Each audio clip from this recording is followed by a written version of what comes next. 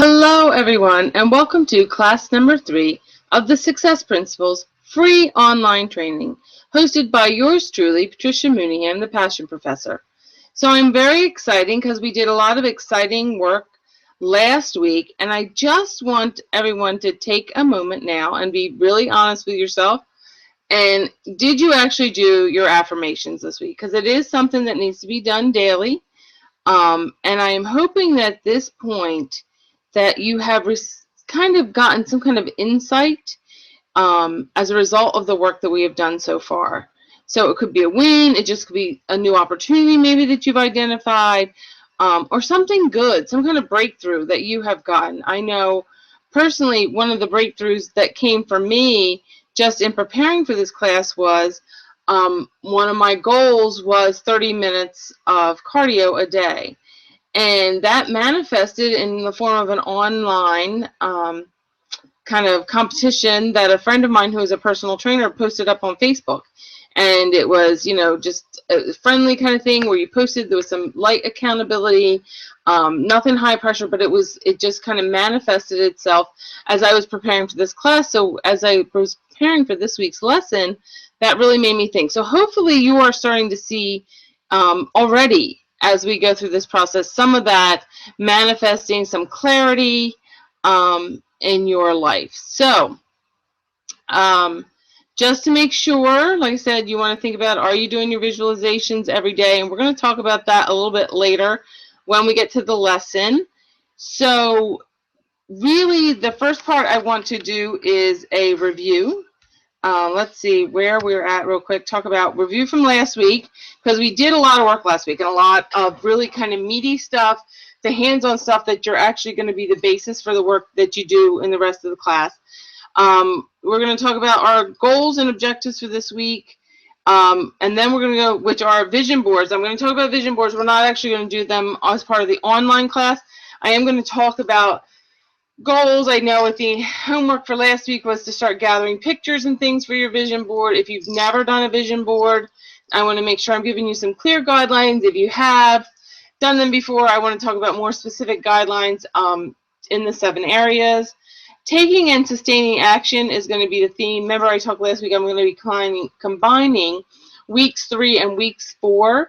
Since week 3 is all about vision boarding, and we're not going to do that as part of the online. You're going to do that on your own. But I'll be really excited for people to share pictures of their vision board. I'll be sharing a picture of my vision board in the Facebook group. Then we're going to talk about your homework and a little bit of follow-up information to help you with your homework. So that being said, let's go to a quick review. So some key principles we have learned so far in this class. E plus R equals O. So event plus response equals our outcome. If we do not, we have no control over the events. So if we want to change our outcome, then we also need to change our response. So very, very big concept. As you read the book, as you go through the book, that is stressed several times throughout the book. Goals versus just good ideas.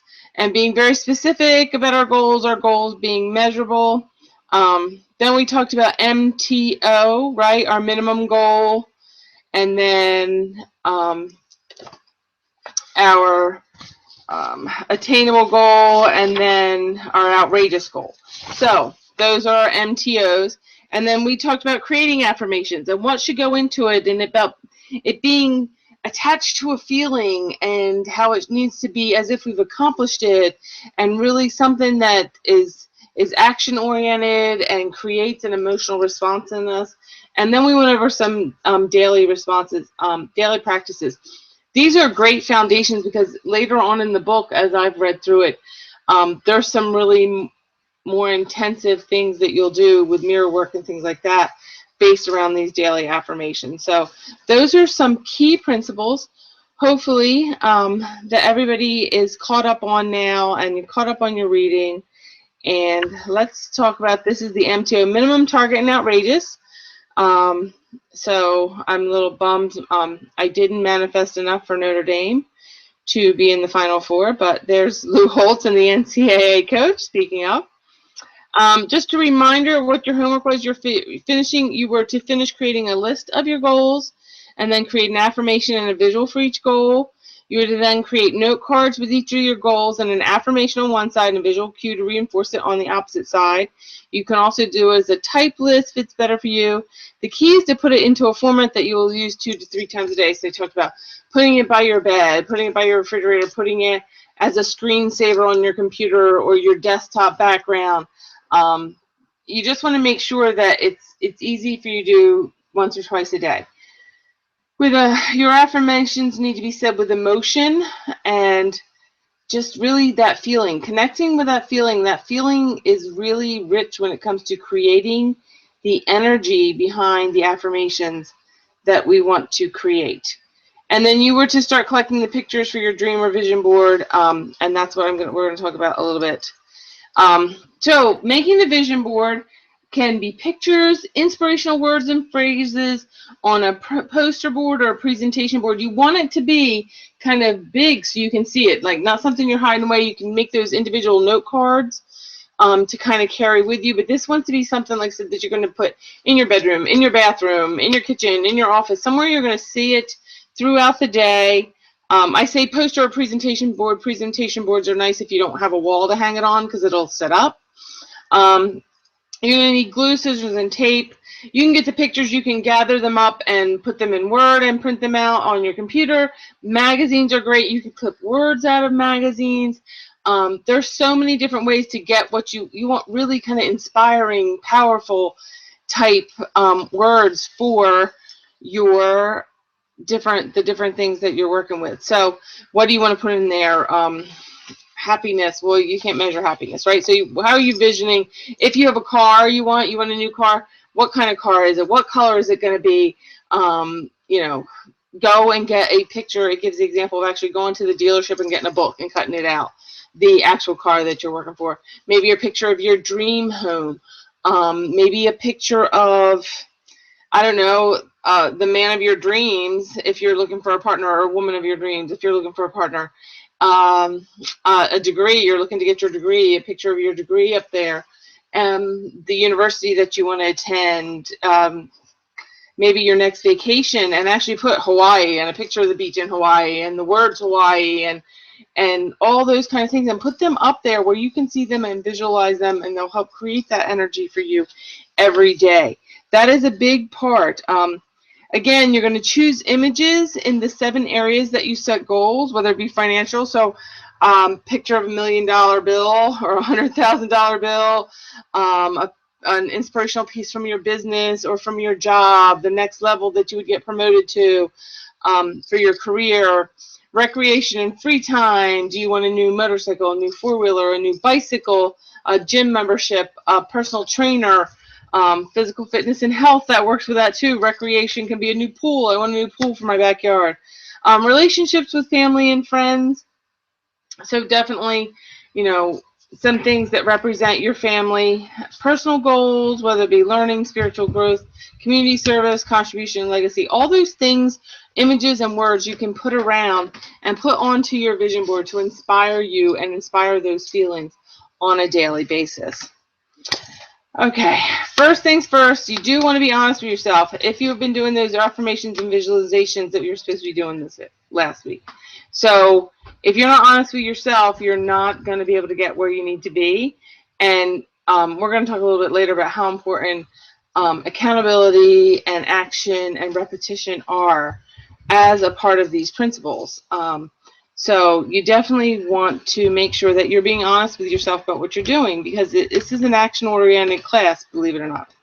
So the program core is set up around setting goals, repetition, and taking action. So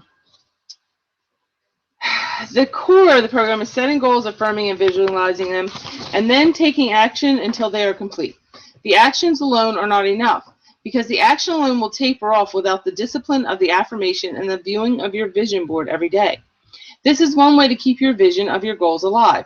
Just put your vision board where you're going to see it every day, on your refrigerator, bedroom wall, next to your desk or office door. So don't just stick it in your closet, because in your closet you're not going to be seeing it. And remember to put your affirmations where you will bump into them every day, and then visualize each one as already complete. You can make them into a screensaver or a pop-up window on your computer, or type them up and laminate it and stick it on your refrigerator. The more you say them, the more they become real to your unconscious mind. You are fighting, who knows, 20, 30, 40 years of repetition and programming. The point is, you've seen the world through a certain lens of who you are and how you are in the world, and that's possible for you to achieve. And you can't change that in just 60 minutes. It takes a lot of consistent repetition over time. Repetition is the key. That's why when you're in elementary school, they repeated 2 times 2 is 4 and 2 times 3 is 6 over and over and over until it became part of us. Just like we do our times tables hundreds of times before we memorize them. We have to do our affirmations over and over until our unconscious accepts the reality that we will have these things. It also sends out thought waves that attracts these things to us. The more we think about it, the more we attract it, good or bad. So I really want to encourage you, invite you to say them out loud with enthusiasm, then close your eyes and see the visualization of the result, at least twice every day. So that's something to practice. At least twice a day with feeling, really visualize and see the result of the actions. Not even necessarily the action itself. See the result. Now that we're clear on what we want and we have a way of impressing it on the unconscious, the next thing is to guarantee the successful manifestation of our goals. So, if anybody has been reading the book, or you want to, or even if you haven't, what do you think that it separates those who achieve their goals from those who don't?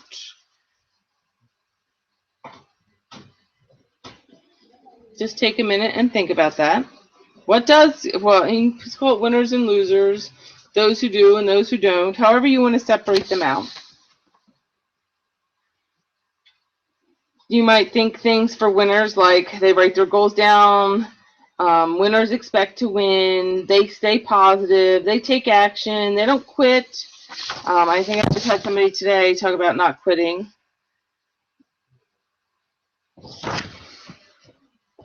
So this is, he tells a great story, and I've seen him actually do this in his speeches as well, is he takes a $100 bill out, and he holds it up. And as a demonstration, he just says, who wants this? Could be the $100 bill, whatever, you know, in his case, he always uses a $100 bill. He says, who wants this? So some people raise their hand, some people say, hey, I'll take it, some people say over here. And then finally, usually he'll just stand there with it until finally somebody gets up out of their seat and just walks up and takes it. So the one thing that separates winners from losers more than anything else is that winners take action. So a lot of times, like, people might thought, well, I'll just go up there and grab it. He's waving it around. But something stops them. And it's that thing that stops them that, in one case, is the thing that usually stops us in every instance. So that's what you can start. Once you start getting over it, and it's usually fear-based, right? So the two motivations in life are love and fear. So once you can get past that for one thing, you can use that same skill to get past it for reaching all of the goals that you really want to do. So things that usually stop people are fear of failure, fear of rejection, fear of looking foolish, or which really translates into fear of what someone else might think about you, lacking time, getting into a rut, not making a priority, not justifying, not acting, forgetting. Those are all different reasons people give for not doing action. So there really is no wrong answer. Everybody kind of has their own thing that is blocking them, and it's a matter of finding out specifically what that weakness is. So that's what we really want to work on a little bit today, is finding, for lack of a better term, what weakness you have that is stopping you. In my case, it's organization. I know that I have a tendency to not stay organized like I need to, and then I take on too much because I don't want to disappoint people, and then I become even more disorganized. So, and asking for help, I know that's another thing that really holds me back. There's something that you need to get resolved. You need to overcome in order to get what you want. So what you need to do during this week is take a few minutes and take one of your goals from the 7 areas, and then you're going to do basically what we don't call in business as a SWOT analysis. So you're going to talk about your strengths, you're going to talk about your weaknesses, you're going to talk about your opportunities, and you're going to talk about your threats. But they do it a little, he does a little bit differences, but really it does focus on identifying those weaknesses. So, for instance, one of my goals is to raise the number of parties that I have for my pure romance business. Because that's one thing that I do. I enjoy doing it. I do enjoy doing the parties, but I don't do enough follow-up. I'm really bad at follow-up. I don't know what businesses all of you are in, but follow-up is really hard for me. And it's really because I let other things get in the way. Like, so I have this intention, you know, an intention is great. It's not the same as an affirmation. And I let other things get in the way of the priority of making calls to book parties. Now, I don't have a huge, you know, my MTO, my minimum is 1 a month. My target is 4 a month, and my outrageous goal would be 8 a month.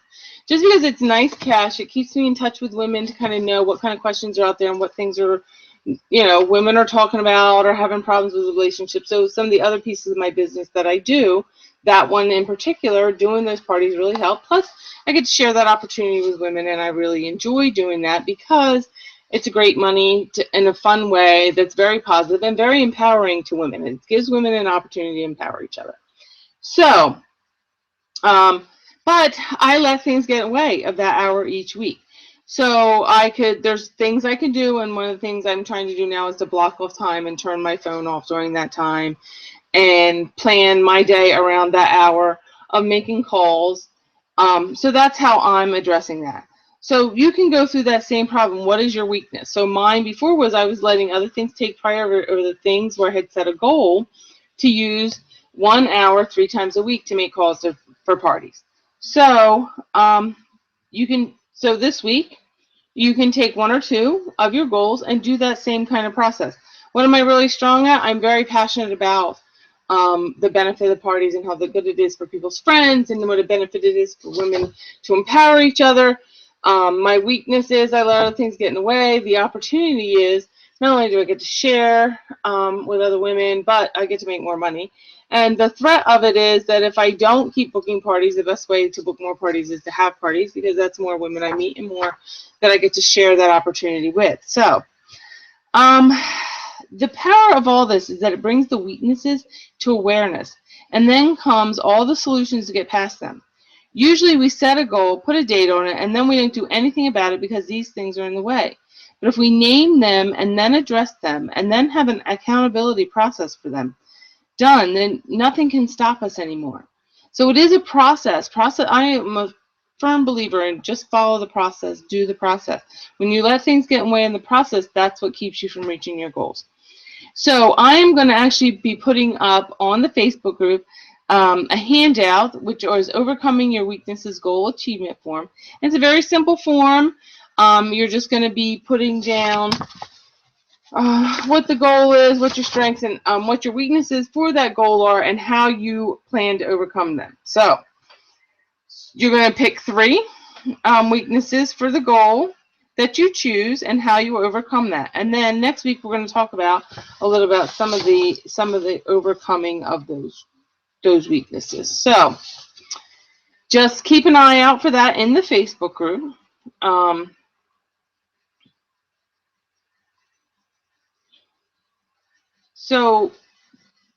really that's mainly what this week was about, was affirmations, visualizations, doing your vision board, and acknowledging your weaknesses to get past them, or a personal SWOT analogy. So it is important to focus on your strengths, so that when you're setting out that plan, you can use your strengths to overcome your weaknesses. And understand, depending on the situation, in some situations your weakness is your strength, where in other situations it's the other way around. So what your weakness is toward one goal may actually turn out to be your strength in achieving another goal. It's about using what we have in the right place. And once you start getting those kind of things going, things start to move much more quickly in the direction that we'd like them to go. So With that being said, your homework for this week is think of something you could ask for that would be a stretch, but not so big a stretch that it would freeze you up before the next meeting. The principle here is to ask for something that you want. Take a step. Take some of your next action steps that are growing out of this session and document them. And then the theme for next week, which I'm going to talk about a little bit more after we go over the homework, is, and we're going to be doing this for the next set, all through the next session, is cleaning up your messes and your incompletes. So your reading assignment for this week is chapter 28, clean up your messes and your incompletes. Then you're going to make as extensive a list as you can of all the incompletes and messes in your life that need to get handled. So you might be saying messes and incompletes. Well, let's see, I have toddlers, I have all kinds of projects. So let's go a little bit into messes and incompletes, because in order to make that list, you're probably going to need a little clarification, and we will be working with that list next week. So anything that irritates you, we are going to call a minor mess. In other words, if down your hall and there's a crooked picture in your house, and every time you look at it, it irritates you, or there's a screen door that slams or never shuts, or it squeaks, or there's a hole in it, or maybe you have a couple of doors that squeak, or there's a draft, or write it down. You're going to walk through your entire house, your office, your yard, your garage, your basement, anywhere that you have some living space. You're going to walk through it and make a complete inventory of the things that irritate you.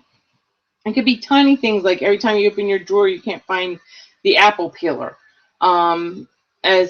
Which a solution could be as simple as buying a drawer divider, so you can divide things up and put them where you can find them. Same thing, like, I don't know about you, do you have, people have a junk drawer in the kitchen with menus and paper clips, and everything seems to find its way in there, and you can't ever find what you really need when you want to. So if that's bothering you, just get some drawer dividers, and just, that's how quick as you're going to make that list, you're going to try and find some quick hits to solve it, to get rid of it, because we're going to talk about what that does for the rest of you, for the rest of your mental focus next week. But another way to approach the exercise is to focus on your major messes and incompletes. To do this one, write down anything that keeps you awake at night. The state of your garage, your car, your tax data. It could be the closet, which is full of things you never wear or out of style, don't have matching shirts or pants, or simply need to be mended. Anything at all. Whatever, it could be the maintenance for your car, or a strained relationship with your sister. Whatever it is, just a list of as many of those things that you can think of all as well. Those are major messes and incompletes. What we normally do with the big messes is take 1 a quarter. So we have 3 months to finish it. However, with the smaller things, you usually just pick 1 a week or 1 a month to handle, and we'll talk more about that during the next session.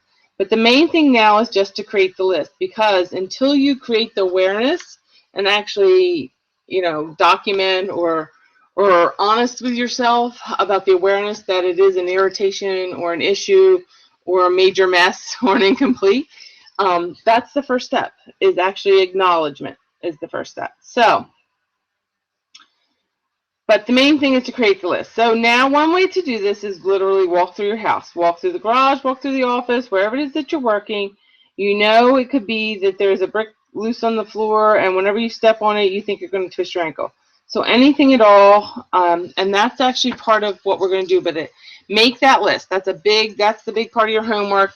You definitely want to do the reading of chapter 28 for next week, so you understand that, and we can go through that. And then, and we only have a couple more classes, remember, because I combined the vision board. But make sure you finish your vision board. Like I said, you want to go back in case you need a reminder about the vision board. Pictures, inspirational words and phrases, can be a poster, a presentation board. You can actually make a vision book. Get like the, we used to call it oak tag, but I think they call it cardstock now, and put that into a book and have 1 page for each of the categories. And then you can carry the book around with you. Don't make the book and leave it in your bedroom, because then you're not going to see it throughout the day. But you definitely, in those areas, are 7 areas. Think about your minor messes and your major incomplete. So you're going to have your list for next week for that. And our next class is going to be Monday, April 6th at 8 p.m.